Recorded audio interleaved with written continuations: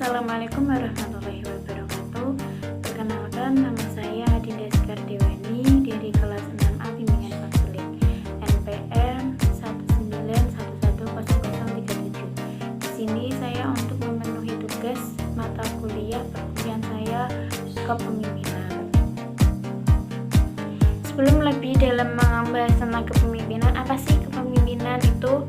Ya, jadi kepemimpinan itu adalah suatu proses mempengaruhi atau memberi contoh yang dilakukan oleh seorang pemimpin untuk pengikutnya untuk mewujudkan suatu tujuan organisasi.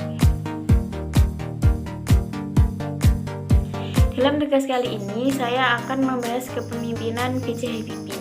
Beliau adalah salah satu tokoh favorit saya karena kecerdasan yang beliau miliki. Siapa sih B.J. Habibie itu? Sebelum membahas lebih dalam mengenai kepemimpinan B.J. Habibie, saya akan mengulas sedikit biografi dari B.J. Habibie. B.J. Habibie bernama lengkap Baharudin Yusuf Habibie yang lahir di Parepare, Sulawesi Selatan pada tanggal 25 Juni 1936. Beliau adalah anak keempat dari 8 bersaudara. Beliau memiliki istri bernama Hasri Ainun Habibie dan memiliki 2 orang anak, yaitu Ilham Akbar dan Tareq Kem. B.J. Habibie pernah bersekolah di Institut Teknologi Bandung pada tahun 1954. Namun di sana hanya menghabiskan waktu 6 bulan saja untuk studinya. Hal ini karena setahun kemudian ia memilih melanjutkan pendidikannya di Jerman. Karir B.J. Habibie dimulai saat pemerintahan Presiden Soeharto. Ia diminta kembali dari Jerman lalu menjabat sebagai Menteri Negara Riset dan Teknologi sejak tahun 1978 sampai Maret 1998. Saat krisis 1998, Soeharto mundur dan menetapkan B.J. Habibie sebagai Presiden ketiga Indonesia dari tahun 1998 sampai 1999. Habibie menjabat sebagai Wakil Presiden ke-7 sejak tahun 1998 hingga 21 Mei 1998 dalam Kabinet Pembangunan di bawah Soekarno.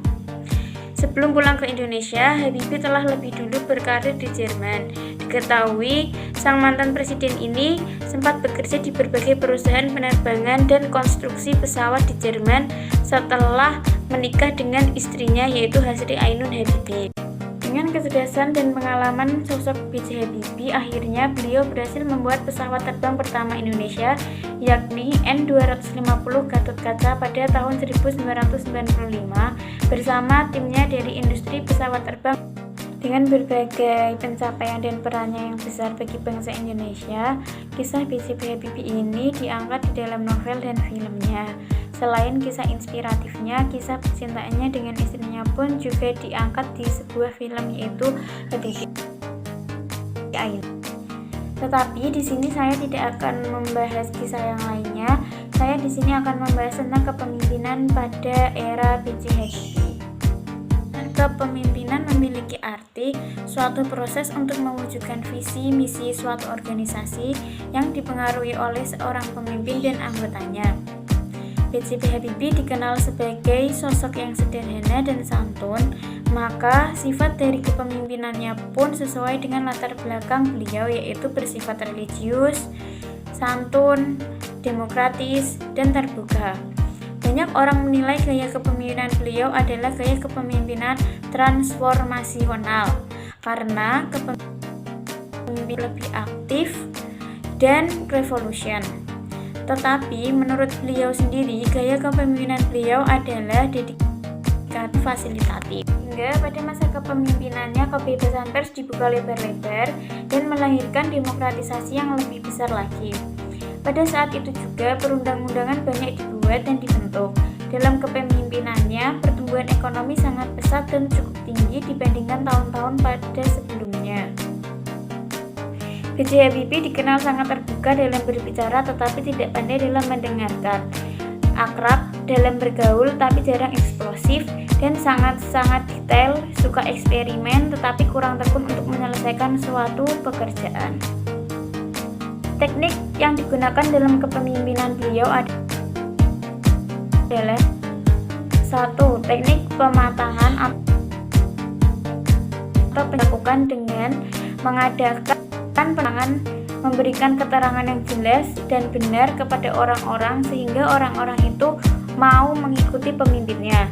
Yang kedua, teknik human relation, yaitu teknik merupakan proses atau rangkaian kegiatan untuk memotivasi orang agar orang itu mau bergerak. Yang ketiga, teknik menjadi teladan. Seorang pemimpin harus dapat memberi contoh atau teladan bagi mereka yang dipimpinnya dengan memberi contoh yang baik sehingga mereka dapat melihat sendiri dan percaya akan kebenaran dan tingkah laku seorang pemimpin. Menurut B.J. Habibie, seorang pemimpin juga harus bisa mengkombinasikan 3 unsur peradaban, yakni agama, budaya, dan iptek. Hal ini akan mencerminkan kualitas kesejahteraan seorang pemimpin. Cukup sekian yang dapat saya sampaikan mengenai kepemimpinan B.J. Habibie. Jika ada salah kata, mohon maaf. Wassalamualaikum warahmatullahi wabarakatuh.